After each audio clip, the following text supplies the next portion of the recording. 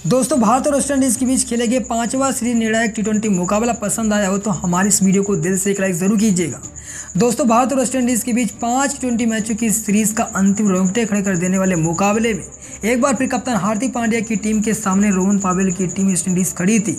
इस आखिरी रोमांचक टी20 मुकाबले में कप्तान हार्दिक पांड्या ने टॉस जीतकर पहले बल्लेबाजी करने का निर्णय लिया और वेस्ट इंडीज की टीम को गेंदबाजी करने के लिए आमंत्रित किया। रनों की बारिश करने के इरादे से दो विस्फोटक ओपनर बल्लेबाज एसबी जायसवाल और शुभमन गिल भारतीय टीम की तरफ से पारी की शुरुआत करने के लिए मैदान में उतरे। इन दोनों ओपनर बल्लेबाजों के ऊपर बहुत बड़ी जिम्मेदारी थी कि पावर प्ले में ताबड़तोड़ बल्लेबाजी करके भारतीय टीम को एक अच्छी शुरुआत दिलाई जाए। लेकिन पहले ही ओवर में एसबी जायसवाल गलती कर बैठे। पहले ही ओवर में गेंदबाजी करने आए अकील हुसैन की तीसरी गेंद पर आसान सा कैच अकील हुसैन के हाथ में थमा बैठे। एसबी जायसवाल मात्र 5 रन बनाकर पवेलियन वापस लौट गए। भारतीय टीम को पहला झटका लगा। इसके बाद बल्लेबाजी के लिए नंबर 3 पर दुनिया के सबसे विस्फोटक बल्लेबाज सूर्य कुमार यादव की मैदान में एंट्री होती है। शुभमन गिल के साथ मिलकर भारतीय पारी को आगे बढ़ाते हैं। पारी के तीसरे ओवर की तीसरी गेंद पर शुभमन गिल लेग साइड में फुल शॉट खेलते हुए एक बेहतरीन चौका लगाते हैं। लेकिन इसी ओवर की 5वीं गेंद पर अकील हुसैन ने शुभमन गिल को एबीडब्ल्यू बोल्ड कर दिया। शुभमन गिल मात्र 9 रन बनाकर आउट हो गए। भारतीय टीम को अकील हुसैन ने दूसरा बहुत बड़ा झटका दे दिया। पावर प्ले में दोनों ओपनर बल्लेबाज को पवेलियन वापस भेज दिया। इसके बाद बल्लेबाजी के लिए नए बल्लेबाज तिलक वर्मा मैदान में उतरते हैं, जो कि अभी तक वेस्ट इंडीज के खिलाफ सबसे सफल बल्लेबाज रहे हैं। तिलक वर्मा सूर्य कुमार यादव के साथ भारतीय पारी को आगे बढ़ाते हैं। पावर प्ले के आखिरी ओवर में तिलक वर्मा ने 3 चौके और 1 छक्के बैक टू बैक मारकर भारतीय टीम को 50 रनों के पार पहुंचा दिया।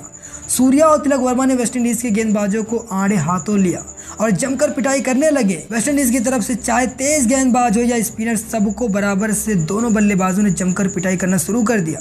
तिलक वर्मा और सूर्य कुमार के बीच 40 से अधिक रनों की साझेदारी हो चुकी थी। लेकिन दोस्तों, पारी के 8वें ओवर में गेंदबाजी करना है रोस्टन चेस एक धीमी गति की गेंद डाली। तिलक वर्मा ने उस गेंद पर धीरे से प्रहार किया और गेंद सीधा रोस्टन चेस के हाथ में ही चली गई और यहीं पर तिलक वर्मा की पारी समाप्त हो जाती है। तिलक वर्मा ने 3 चौके और 2 छक्कों की बदौलत 18 गेंदों में 27 रनों की ताबड़तोड़ पारी खेली। भारतीय टीम का यह तीसरा विकेट गिरा।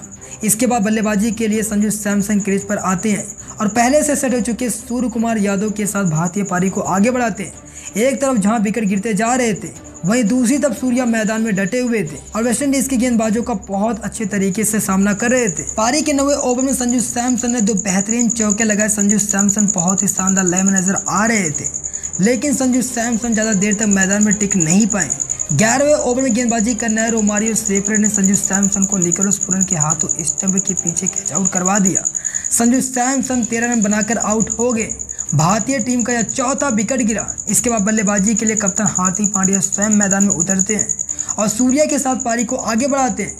सूर्या पूरी तरह से सेट हो चुके थे और धीरे धीरे अपने अर्धशतक के करीब पहुंच रहे थे। 16वें ओवर में सूर्या ने शानदार छक्का लगाकर अपना अर्धशतक पूरा किया। वेस्टइंडीज के खिलाफ बैक टू बैक दूसरा अर्धशतक था। सूर्या ने अपना अर्धशतक पूरा करने में मात्र 38 गेंद ही खेली थी। दूसरी तरफ हार्दिक पांड्या सूर्या का बेहतरीन साथ निभा रहे थे और सूर्या अकेले वेस्टइंडीज के गेंदबाजों की जमकर धुलाई कर रहे थे।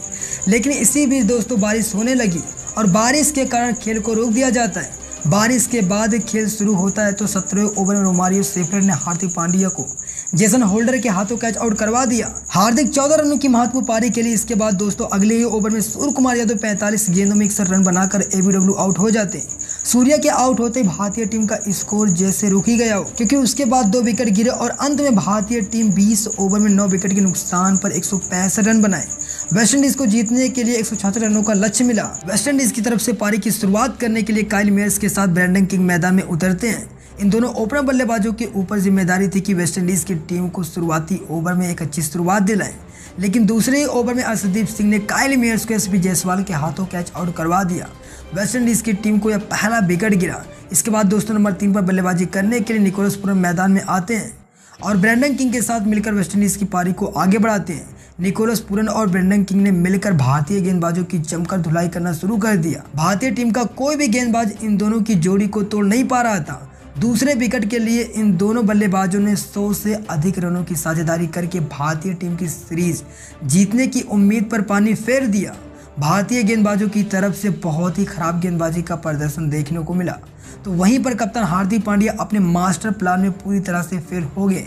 12वें ओवर के बाद वेस्टइंडीज टीम का स्कोर 1 विकेट के नुकसान पर 117 रन हो गया था। अभी भी वेस्टइंडीज की टीम को 45 गेंदों में 49 रनों की जरूरत थी। अब यहाँ से तो भारतीय टीम को कोई चमत्कारी मैच को जिता सकता था, क्योंकि यह दोनों बल्लेबाज पूरी तरह से सेट हो चुके थे। हर एक गेंदबाज वेस्टइंडीज का दूसरा विकेट लेने में नाकामयाब साबित हो रहा था।